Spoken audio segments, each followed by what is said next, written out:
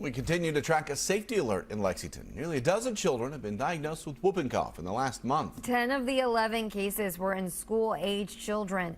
Experts say whooping cough spreads pretty easily during the colder months when people spend more time inside.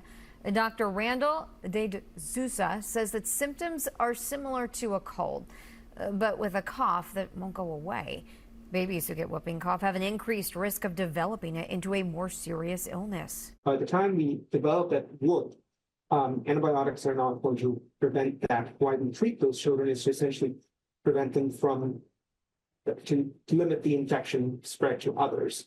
So your child will unfortunately be coughing for a while, and it's not going to be pretty. Well, vaccination is the best way to prevent whooping cough. Dr. D'Souza says that children get the vaccine as early as 2 months old.